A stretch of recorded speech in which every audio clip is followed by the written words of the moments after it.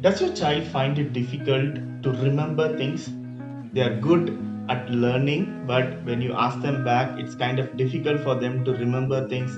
When they sit down for an examination, all that comes to them is a blank slate. Okay, I'm going to teach you the 1, 7, and 30 rule, which will help your child to remember things forever. Do you know our body has got a supercomputer? Yes, I'm talking about our brain. A typical human brain would be able to store somewhere between 1 to 1000 terabytes of data. So a single terabyte, a single TB of external hard drive can store somewhere about 500 hours of high definition movie. So think about how much of data our brain can store.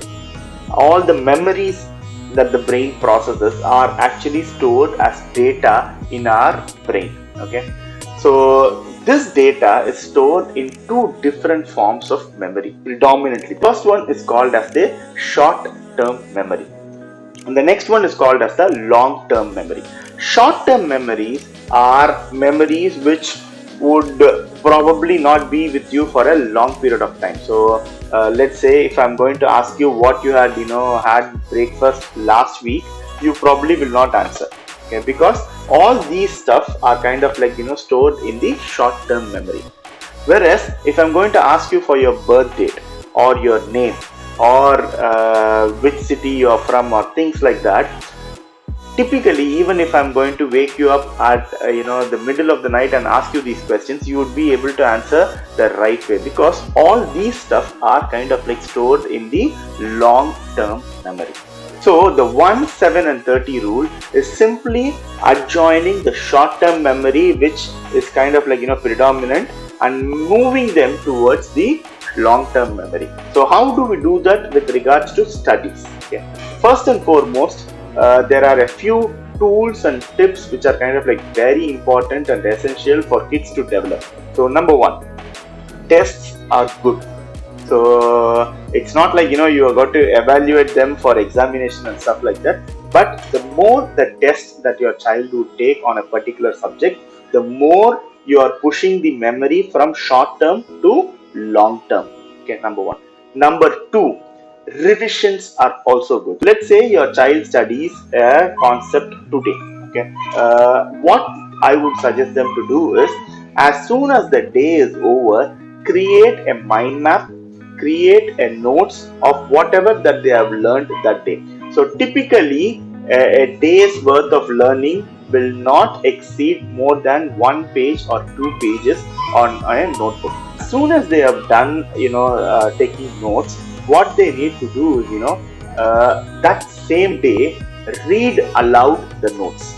Reading aloud is a very important phenomenon which will help trigger long term memory process. Okay, so this is a trigger. This is not going to change your short term memory into long term memory, but this is going to trigger the change. The thing that your child has to do is that on the next day, spend just 10 minutes, not more than that, just 10 minutes revising what they have learned the previous day. So this is just one paper, one or probably 2 sides, and what they need to do tomorrow is going to revise whatever they have in that piece of paper. Okay, and what they are going to do is, they are not just going to finish off with just one revision. So how do you push the concept permanently into long term memory is, you have to start revising it on the 7th day also. So this 7th day revision can be in the form of an MCQ, so multiple choice questions. So let's say your child has learned about a concept in science. So on the 7th day, they could revise the concept using multiple choice questions. So there are lots and lots of options available on the internet. There are places like Khan Academy. There are places like YouTube. There is Quizzes and Kahoots available, which are chapter wise, which is kind of easy for them to go and revise an entire chapter using MCQ. So first option, first day, what you do is write down all your concepts that you have learned today in a piece of paper. Okay, it can be in the form of a mind map, it can be as simple notes. Use different colors so that you can activate your left brain and right brain. The next thing that you do is revise it just for 10 minutes the next day. Okay, so seventh day what you're going to do is you're going to learn, you're going to revise the same concept using multiple choice questions. Okay, and on the 30th day you are going to revise that same concept.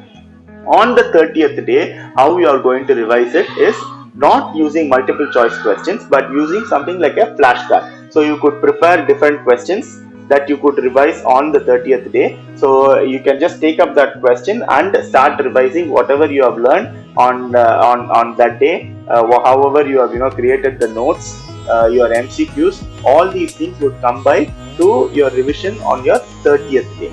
So what we are doing right now is slowly from the short-term memory, we are using different cues to change whatever they have learned into the long-term memory. So this is a very simple process. I would really hope if you can give a 30-day time period to learn something. So just remember, you can probably do a test of it. What you need to do is remember what you learned 30 days ago. Okay, if you are able to do that, well and good. If you are not able to do that, then my humble suggestion is you could start doing this today, and 30 days later see if you can remember whatever you have learned today. Okay, if this holds true, then it's kind of like very easy for you to learn for your entire life. So thank you so much. This is all we have with today's video. Thank you so much. Looking forward to seeing you in more videos, and if you have any comments, please do write down in our comment section. If you have any feedback, please do write down in the comment section. And if you want us to answer any particular questions of yours with related to learning, please do ask us or message us in private, and we'll be more than happy to assist you in any way. This is your learning coach Vinod signing off.